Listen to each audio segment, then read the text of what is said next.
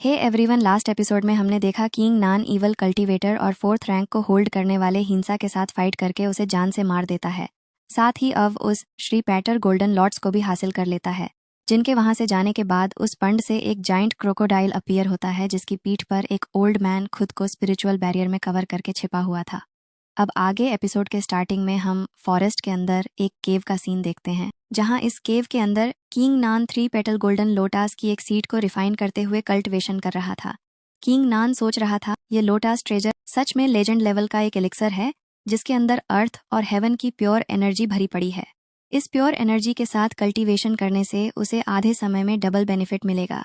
साथ ही ये pure energy cultivator की शॉर्ट टेक्निक्स को भी काफ़ी ज़्यादा इम्प्रूव कर सकती है, जिसकी वजह से किंग नान की शॉर्ट टेक्निक भी नेक्स्ट लेवल में अपग्रेड हो गई थी।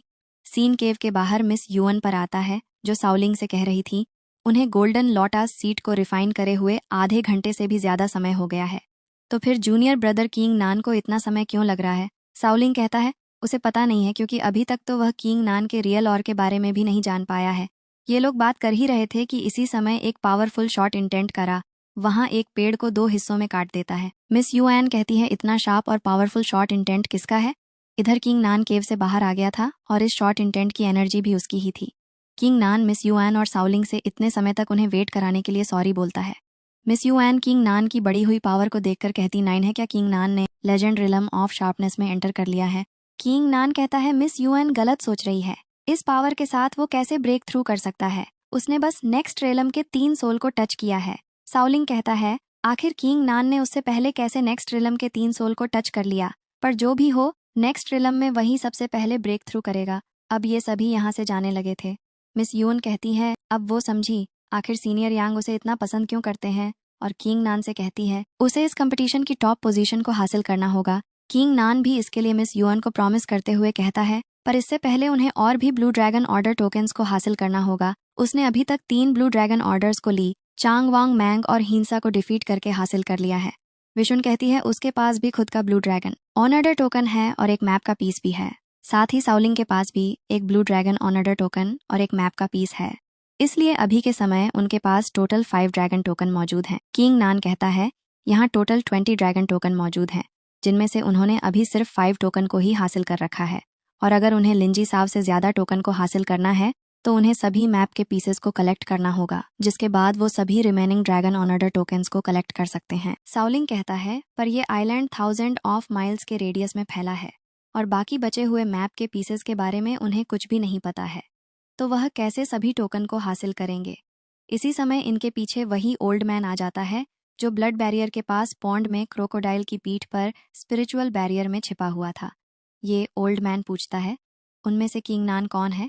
किंग नान इस ओल्ड मैन को देखकर सोच रहा था इसकी कल्टिवेशन कितनी हाई है, जिसकी वजह से उसने इसे नोटिस ही नहीं किया, और ओल्ड मैन को रिस्पेक्ट के साथ कहता है वही किंग नान है, और पूछता है आखिर सीनियर उसे क्यों खोज रहे हैं? ओल्ड मैन कहता है किंग नान उसके साथ चले, तब तक साउलिंग और मिस यून उसका यहीं वेट करें, जब तक कि वो किंग नान को वापस लेकर ना आ जाए। ये सुनकर तीनों हैरान हो जाते हैं। किंग कहता है वो सभी एक टीम है, इसलिए वो अकेला कहीं भी नहीं जाएगा, जिसके लिए वो ओल्ड मैन से माफ़ी भी मांगता है। ओल्ड मैन गुस्से में कहता है उसे पता है उनके पास कुछ स्पेशल एबिलिटीज़ हैं, पर इसका मतलब यह नहीं है कि वो उसका भी सामना कर सकते हैं।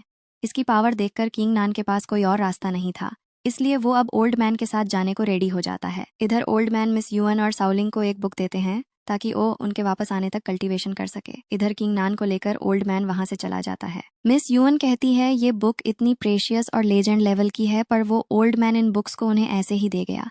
साउलिंग भी कहता है इस ओल्ड मैन की पावर काफ़ी ज़्यादा टेरिफाइंग लेवल की थी, इसलिए वो होप करता है ये ओल्ड मैन उनका फ्रेंड हो, ना कि कोई एनिमी। इधर सीन कट होकर माउंटेन्स के बीच में किंग नान और ओल्ड मैन पर आता है, जहां ओल्ड मैन कहता है अगर किंग नान अभी से उसके सभी ऑर्डर्स को मानकर वो सब करेगा जो वो चाहता है, तो उसके बदले में किंग नान को जो भी चाहे वो दे सकता है। किंग नान को समझ नहीं आता कि ओल्ड मैन क्या चाहता है, इसलिए वो ओल्ड मैन से सभी बातों को क्लियर बोलने को कहता है, न कि इस तरह घुमा फिरा कर। ओल्ड मैन किंग नान से उसके क्वेश्चन का आंसर देने को कहता है और पूछता है किंग नान की मार्शल स्पीड एक 8th ग्रेड की थी, तो फिर वो कैसे 9th लेवल में अपग्रेड कर गई? किंग नान ओल्ड मैन की बातों को सुनकर कहता है, तो क्या सीनियर उसे फॉलो कर रहे हैं?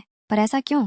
आखिर वो एक आम स्टूडेंट से अलग नहीं है, तो फिर उन्होंने किंग नान पर इतना अटेंशन क्यों ग्रैब कर रखा है? ओल्ड मैन कहता है वो बस किंग नान के बारे में जानने के लिए क्यूरियस था, पर अगर उसे नहीं बताना तो इस बात को यहीं खत्म करो। इधर वो ओल्ड मैन अपनी पावर से वहाँ पर्पल फुल मून स्टोन को बाहर निकालता है, जिसे देखकर किंग नान भी हैरान होता है। ओल्ड मैन बताता है ये पर्पल फुल मून स्टोन है, जिसे अगर किंग नान टच करना चाहता है तो उसे हाफ सी मून के टेस्ट को पास करना होगा। पर उन्होंने लॉ हॉल में किंग नान और लिंजी साव के कंपटीशन को देखा है, इसलिए अगर आज किंग नान फुल मून स्टोन की एनर्जी को ट्रिगर कर पाया और किसी भी कलर की एनर्जी रेस को एक्टिवेट कर पाया तो वो किंग नान को एक रेयर ट्रेजर देगा। किंग नान भी खुश होते हुए कहता है, क्या सीनियर सच कह रहे हैं? ओल्ड मैन कहता है वो अपने वादे का पक्का है, और किंग नान अगर 4 डिफरेंट कलर की लाइट्स को एक साथ ट्रिगर कर पाया तो वो उसे एक यूनिक सीक्रेट टेक्निक को भी सिखाएंगे। किंग नान ओल्ड मैन से कहता है, अगर हाफ मून की तरह फुल स्टोन मून भी ब्लास्ट करके टूट गया तो क्या होगा? ओल्ड मैन कहते हैं, वो क्या कह रहा है? किंग नान भी बात को बदलते हुए कहता है, कुछ नहीं, वो बस बड़बड़ा रहा था। अब किंग नान फुल मून स्टोन के पास आकर उसमें अपनी स्पिरिचुअल एनर्जी को डालने लगता है, जिसकी वजह से उस मून स्टोन से एक गोल्डन रेस निकलती है। और ओल्ड मैन कहता है ये तो सिर्फ गोल्डन इंपीरियल लाइट है, और निराश होते हुए कहता है कोई बात नहीं, इसके लिए वो किंग नान को एक रियर ट्रेजर दे देगा। इधर किंग नान अपनी और भी एनर्जी को मून स्टोन में डालता है, जिसकी वजह से वो मून स्टोन हवा में फ्लोट करने लगता है, जिससे कई सारी मल्टी कलर की रेस एक साथ निकलती है। ओल्ड मैन कहता है ये तो 4 कलर की रेस से भी कहीं ज्यादा है, जिसने पर्पल फुल मून स्टोन के फुल विजन को भी ट्रिगर कर दिया। ओल्ड मैन काफी ज्यादा हैरान था, क्योंकि ये तो उसकी इमेजिनेशन से भी कहीं ज्यादा था। इधर किंग नान कहता है, लगता है इस मून स्टोन का समय आ गया है।